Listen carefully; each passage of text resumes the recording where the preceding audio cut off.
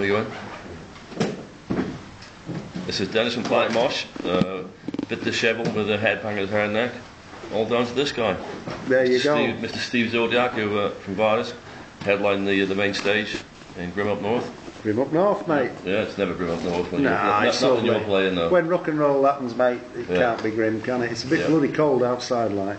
You had good fun tonight? Top fun, really ace. Enjoyed it, and really nice people and proper rock and roll audience. Loved it. Really did. Have you played Barry before, or this is the first time? Probably many years ago in the 70s. You know, there used to be quite a few places around Bury, Burnley, Blackburn, Warrington, all around this northwest region, and of course Liverpool and so on. We used to go over that way as well. So yeah, we'll have done it. Usually big boozers, weren't there, back in the 70s, that had nice halls and you'd go in and... Right.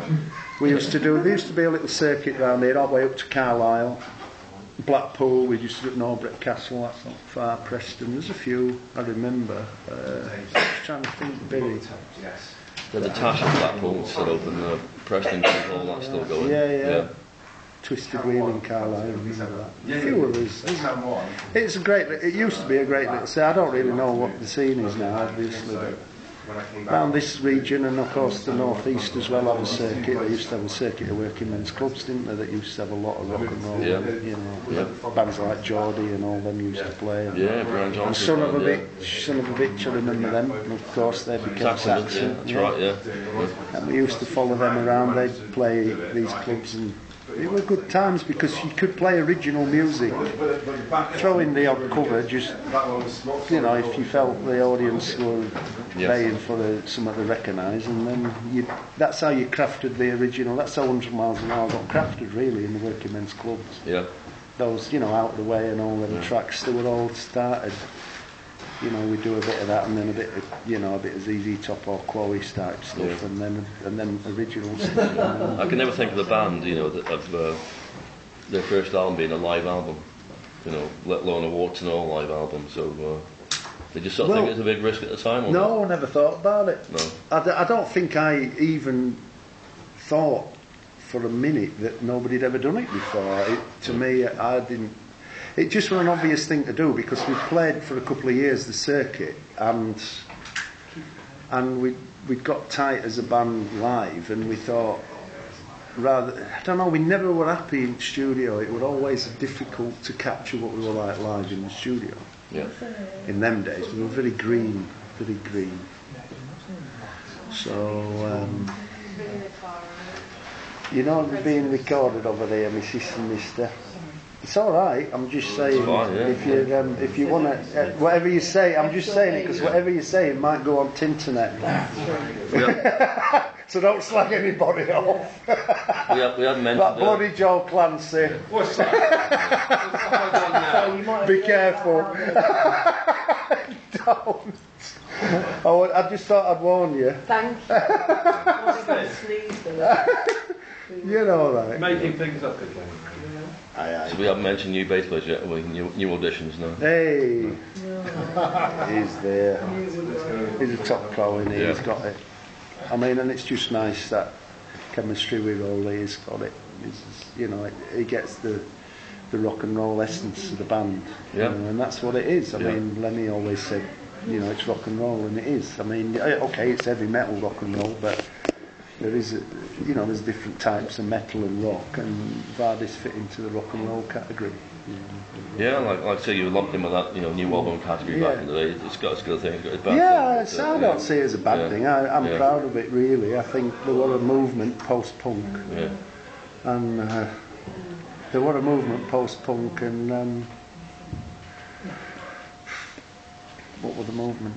Yeah, and New Wave of British Heavy Metal. That's right, Yeah, and it weren't a rebellion against punk, because Vardis have a lot of punk in this music. I think rock and roll. Aggression, and in some ways, although I remember Vardis. We had a decent old PA system back in the day. I mean, one of the very few bands at the time that had one that were good, and managers used to ring us up and say, "Oh, we've got the Lurkers, or we've got somebody coming up Where it is, yeah. Can we rent the PA? And one day we had a phone call, and it was Sex Pistols manager in Claddon. Right, yeah. And they said, can we do the can we get the PA? You've got a local PA coming. And it was a kid called Ivanhoe's in Huddersfield. And it must have been about 76 or something like that. And we went and did the PA, and they came and did a line check. Fucking terrible. I was like, Jesus, what is this? Did he pay you? Because I was more into sort of heavy rock and glam, I suppose, with the old Slade and T-Rex and stuff, and Faces, House and all that. But I loved all the heavy stuff as well. But the punk thing, I liked some of it, like Stranglers and this and that. And I realised, once the crowd were in and they were playing, this is special. It's funny, isn't it, how you get that, and I realised that energy. And some of the songs then later that came out as singles, like Pretty Vacant, like the cracking songs, the pure rock and roll, really. Yeah. And the inspiration of punk were important in the development of the sound of Vardis. And I think you can hear it in things like Situation Negative, and often in my voice I do sort of kick off as a bit of a punk sometimes. Well, the thing about the song is, it's sort of give people, well, we can play this. It's only, it's simple music. We just go and have a go. And it sort of scared the old guard a bit, doesn't it? All the Yeses and Zeppelins and all that. And it did scare a lot of people because it revolutionised the industry, and fair play, it needed to kick up the arse. Yeah, a lot more do-it-yourself. And music were getting a bit stagnated, and that energy, and it was a rebellion against the system at the time, because as you know, you probably remember all the blackouts and all the crap that went on in the sort of mid-late 70s. Yeah. The country was in a state, wasn't it? And music has to kick back. It has to say this isn't good enough, and I think that's what they did. We God Save the Queen and all that, and fair play to them. So I mean, some rock purists and metal people don't pay homage to punk because a lot of it was shite, but at the end of the day, a lot of it, in retrospect, is awesome. Jealousy as well, And that pure sort of energy, they brought back energy into music at a time when it was stagnating a bit, I feel. Don't mean to say that it weren't something that I would necessarily say. Well, it's like in the late 50s when the rock and roll started. Of course it is. Or the Elvis and the Eddie Cochran. Because let's face it, what did happen before 50s, Second World War. I mean, they were like saying to old fogies that fucked it all up with the Second World War, yours, the young people. Before Second World War, young people were treated as serfs. They were just treated as, shut your mouth, you don't have an opinion. And that's how they lived. All young people, whether they were working class or upper class, they were treated, you didn't speak unless you were spoken to before war. And that's how it was. I mean, 50s, I think they were rebelling. And as you say, Elvis, Jerry Lee and Little Richard and all them guys said, up yours. Here we go, you fucked it up. You've let Hitler do what he done. You know what I mean? It's our time now. It's us. We're not having this again. And rock and roll is born out of anger, a lot of it, and frustration. And that's why it's a young person's art form initially, and that's why initially all the bands start when they're young, because they're saying, up yours. I think that's fair play. We're mature. What comes around goes around when people are unhappy. Ronnie always calls me. He said, you were always an angry young man, now you're an angry old man. He always says it to me. Where is he? He always says, you've never changed. He says, you were angry when you were young, and you're angry now. But I'm not really. I'm philosophical, really. I think in life, as you get older, simple things become more important. Your pleasures become simpler, and you appreciate things. That's right. As you get older. So, he's here. There was a case of beer at the fridge for you. Foster's is joining us. Oh, mate, it's out of order.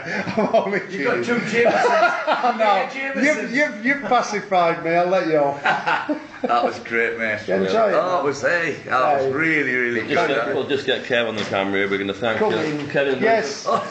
Sorry about that, I didn't realise you were doing an interview. No, you're all right. It's all right. I'm swearing, am I? This man sorts it. He sorted it. Yeah. I mean, it's just so important because the cause is fantastic. And this festival should thrive. It should be an annual major festival because nothing we can do in terms of you know, trying to solve problems and make people comfortable when they've got cancer issues. It's so important. And this man's, you know, got his finger out and he's doing something about it, and we need to give him 100% support. Well, the thing is, my mum sort of died when she was younger than you. Do you know what I mean? And it's me in about 4 years' time, 62 and that, you know, and it's just... No, a lot of people it's affecting them that. So. Well, it does, and you just think, yeah, if we live long enough, we're all going to cop for it. But some poor people, like Terry and your mum, Eric Cook, yeah, they cop it prematurely, don't they? Ronnie Bavino. We have to make an effort to make sure that the researchers and people are getting comfort and not going through. It'll not happen in our lifetime, I'm sure, but you know, your lads, my lads, and things like that. So it's a big stepping stone. It is, and it's awesome, man. And I think all bands all over the world should think about that, and they should come here and play this festival for Kev. I tell you, they should come here and play it and raise these funds, and let's try and get some money to people that are trying to do something about it, and make life comfortable for people. So next year, Thursday, Friday, Saturday, Sunday. Dennis, every 2 years I think we're looking at doing it now, which is a hard task to put together. It is, it's huge. Really hard. A lot of work, you know, we've got families and we're trying to do things with the bands and things like that, you know, but no, it's great. It's just kept us going, adrenaline and that. My mum would be proud. And I hope it makes Terry proud as well, mate. You know what I mean? And Eric, our manager, Benham's manager, and that, you know, Jeff Nichols from Courts and that, you know, so many others as well, you know, so. Cool. I won't go before I start crying. Anyway, thank you so much, mate. Thank you, Kev. Absolute pleasure, it really is. Absolute if you spoke to us about 2 or 3 days ago when we got ranting and raving about you know, that's your job, no, it's your job, and all this, and like now it's like, you know. Well, like me and Rowley were stood at side station. What's going on? We want to get on and play, and it were like 8:10, and I'm going, what the hell's going on? We're down here waiting, and you know, like you can feel your blood pressure boiling. Yeah. And that's what you were talking about before. It's exactly what you were talking about before. It's like building yourself. I know, but I were in the zone. I were ready. I'm going, come on. Right. And like 1 minute feels like 10, doesn't it? You're like, shit, this is getting out of hand, and I'm like, we felt the same as well. Anyway, guys, we're going to start dropping the stuff down. Thank you so much. I've got your details. Yeah.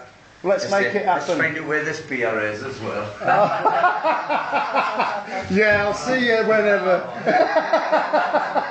I don't drink it. It's not me. Well, I don't before, but after it would have been all right. Yeah, no. What, a Guinness? No, honestly, I'm fine. I've had my Jamie, and I'm all right. I'm not out really to get rat ass. I'm more bothered about the principle. I'm not having it, thieving bastards. We can get back to the gig. There's a guy out there eating cheese on your crisp, so. So I'd like to sort of, you know, thank Rowley for your performance tonight. It was, you know, absolutely spot on. I can sort of remember headbanging to if I were king here and I listen to your bass line, to sort of try and keep your eyes open and doing that. That's some real full-on playing, and you know. Thanks, I'm glad you had fun tonight then, obviously? Absolutely. Yeah. Yes, amazing. Joe's an old friend. I've known Joe for 30 years. And it's sort of like a Venn diagram, you know, if Joe has a mate that he's going to get on with him as well. So I've known Steve about 2 months. This white person is guitarist said it would. It's just It's weird, isn't it? So you just know sometimes. As soon as I start playing with Ollie, I'll come to him. It's weird. And I know he will enjoying it. And he gives me the platform to be even more expressive. I mean, I try and just release everything anyway when I play guitar. I never know really what's going to come out. I mean, we have key moments that are very well rehearsed, and they have to be, and you've got trigger points that you come back to do things. But they're usually in my soloing and stuff. Anything can happen. I mean, I never if really. you call it jammy, you can get away. Well, I think that. But not. You see, that's the other thing. Not many bands do that anymore. No. You know, it's all too engineered. First chorus, guitar, and outro. And I think in a way, that's one of the things I want Vardis to be, is on each show to be an event. It needs to be a special occasion that has a sound and a performance that's not different to the last one, but it's got something special happening within it that is different to what we've ever done before. But yeah, I mean, we put that set together. We brought Steaming back in because it's just a great rock and roll track to open with. I felt we'd give it a shot. And I mean, a lot of people know it and they enjoy it. And and we did, and also banging them together. You know, we just went bang, bang, bang, and then a little break, and then bang, bang, bang. I like doing that now. And we've worked hard on it, and we wanted it to be a special occasion, and I think it felt that on stage, and I'm sure off there I got the feedback that I felt people enjoyed it. So, you know, mentioned Steaming Along, you know, the World's Insane album. That was a really, really strong album. Like you said, in the studio it didn't sort of come out, you know, full on, you know. No, I mean, to be honest, I'm pleased with Dissonance's remasters. I think they've done a great job bringing out, especially the bottom end in the remastering of the new reissues of those old albums. Because, I don't know, for some reason it only came out on vinyl back in the day, and they compressed it in the cutting room and they squished it too much to stop the needle jumping out the grooves, you see. That's why they squash it. Because if you have too much dynamic range, I'm going into teacher mode now, aren't I, on me sound engineering. If you have too much dynamic range, the needle bounces with the bass, and that's why records often jump even when they're not scratched, because you have to know that. But anyway, that's another story. But this remastering that Dissonance did with Tim, Tim Turan, the mastering engineer, did a fantastic job, and he really brought up the bottom end, how it sounded when we recorded it. So if you listen to the remasters, they're actually much better than the original, I have to say. Because of that, because they've actually brought the dynamic range back into the mix. They just done the same thing with the first two Quartz albums. Yeah, you know, they do a cracking job. They have really and I felt, you know, in the past we've had issues come out. I mean, I didn't know about it because I weren't working with the band or sort of interested in the business. But we had these albums come out, I think, in the 2000s on Crescendo and some other labels, and they just took the original masters and didn't actually do that. So I was very disappointed when I listened to them. I thought, these are not right, you know, and I just wanted to make sure the quality were going to be spot on for the fans to be 100% listening to what I remember listening to when we were in the studio in those days. So I have a lot of respect for Steve Beattie at Plastic Head, who are the mothership for Dissonance and Back to Black. Who, well, at the end of the day, they'll need to be heard, you know, properly. And he really got me involved and helped reassure me that they were going to be done right, and they delivered. So I'm very pleased with all three issues. It's a nice collection. You got the details for the hotel. So I mean, and I can't grumble. I mean, at the end of the day, we've had a tough couple of years, but we got the album done, we got it finished, we got it out. We fulfilled his commitments to play the shows, and Martin did a great job stepping in to do that. It was always going to be tough for all of us. But now we sort of feel the chemistry's back for Vardis to go forward now as a band, as opposed to trying to just keep the band together. We can now step out and go forward. You planning on a follow-up to Red Eye? Yes, for sure. Yeah, I mean, there's a lot of stuff there's a lot of songs now that I've penned that I'm going to be working on when I go back down to Calamus this next week, and it's great because with the internet I can send sound files to Joe and Rolly, and then they can have a think about it and work through some of the ideas, and then we'll get together at some point in the year to formalise it as a band, if you see what I mean. But I can get them working on it. As you know, with retransfer and all that stuff, you can get files back and forth, and it makes life good. It's a good thing, isn't it? You know, that's a very strong positive. And I know a lot of big artists do that, people like Brian Adams and that. I know for the fact they do a similar thing. They formulate their albums and the structures and songs by sending files to each other. I mean, loads of bands nowadays live all over the world, don't they? And then they get together, you know. That they use the internet to develop the basic ideas, and then you get in the studio and go bang, and then you've got it. On a lighter note, you had a bit of a problem with your guitar. I think it was at the end of and Ron got the gaffer tape. Oh, I know. Did you know that the guy who invented gaffer tape, he passed away last week? No. I know, yeah. I don't know what from. I don't know where they. Yeah, just like a little thing.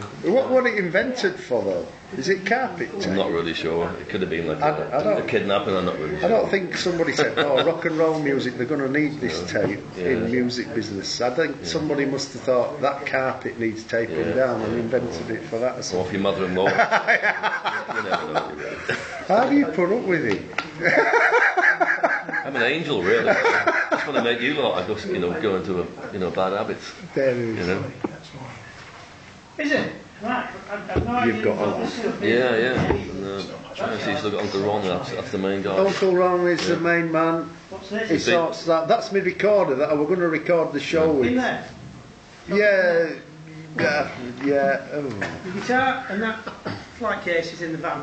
Have they paid you? Have they paid you? Of course he is. He gets paid a fortune. Is it like a long apprenticeship? Is it? I'll tell you, we're paying his mortgage, man. Right. Yeah. Look at his face. Good job. It's only got 2 years to go. You've got to laugh anyway. No, the bottom line is everybody. I mean, well, we were kids. I was a teenager, and Ron was barely a teenager when we used to do the band back in the day. It's insinuating that. I thought Ron was older. Actually. So I've known him a long time, and did you again, do Calendar Goes Pop? I'm obsessed with that video. Did you? Yeah. That's such a good video. Oh yeah, you've got to laugh. Yeah. Do you want to wind us up? Yeah, I mean, like I said, we only spoke 2 years ago, and we did. I wrote a few things down without rambling on too much. Whatever. There's one thing I was going to ask you, Randy. If I can just get me notes. I'm just to think. But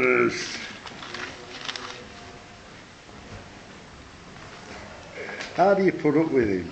Paranoid Strikes, was that new in the set? I don't remember that being played at Wildfire. No, I think it's just an anorak question. I think we played that in Italy for the first time, and we were never quite comfortable. Right. But then this past couple of weeks, it's sort of perfect, isn't it, to drop in the middle of that, because it's like good conduit. You open with the rock and roll thing, then you do that sort of bluesy riff, which is Paranoid Strikes is a strange thing, really, that riff. And then we have the sort of more punky situation negative to follow it, which I think the three just complement each other really well, and it's just a real bang, bang, bang. It's like 3 big hits one after another. When there's Monsters Rockers, that was got of a, What's up with it? I don't remember that. No. I don't remember that being played for quite some time. No.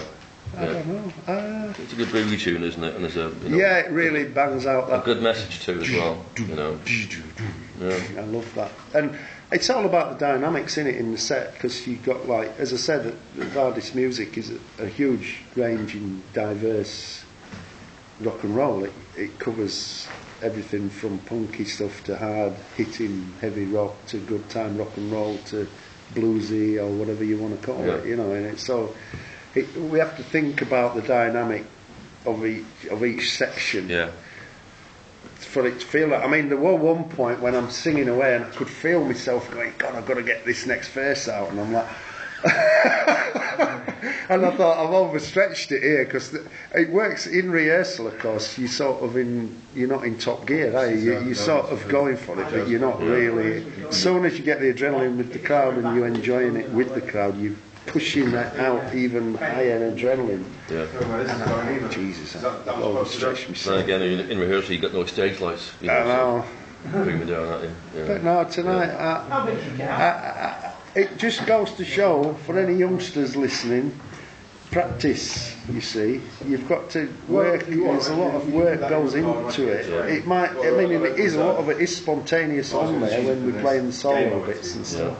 But the actual practicing of the key points, you have to really work them out and really go. Practice doesn't make perfect. Natural ability is fine. If you don't practice, you're not going to get that confidence to really let loose and really feel free. It's freedom. You feel free on stage if you've really crafted it. It's like anything, isn't it? Do the road work, do all the small gigs. It's like anybody, it's like any craft really. The experts have got the skills, but the more they do it, the more skillful the end product is, the more worthwhile it is, and I think it's the same in music. Practice doesn't make. It's okay writing the song just because playing night after night and getting a reaction. And we've really worked this past couple of weeks because we know that this event was important to us for what we previously discussed, and we just wanted to make sure that we gave everybody the best we could possibly give. I think that's what Vardis is about. We'll always give it everything we've got, and we'll put a lot of work in preparation-wise to give a show, to make sure that we've got the diversity in the set and the dynamics and entertainment. It's part of the entertainment business at the end of the day. It's supposed to be fun, isn't it? Leave a smile on your face. It's not Pearl Jam, is it? And it's natural, the music is natural. Dancing looks, if you think about it, movement to music is quite funny when you look at people dancing. And that's what we're doing. We're up there dancing around on stage, and all the head movements and that are all part of that natural feeling, and it just comes out. Head bang in slow motion, you mean? Yeah. Literally, exhale. 15 seconds of fame, that's going to be probably, isn't it? So, I'm going to get... thanks Steve again once more for his time. The usual... not listen to the library of Planet Martian, Vardis. It's a quality library. It's good fun, it's all good fun. It is, mate. It's good to see you again. There's a lot more to come. Of course. Put it there. Yeah.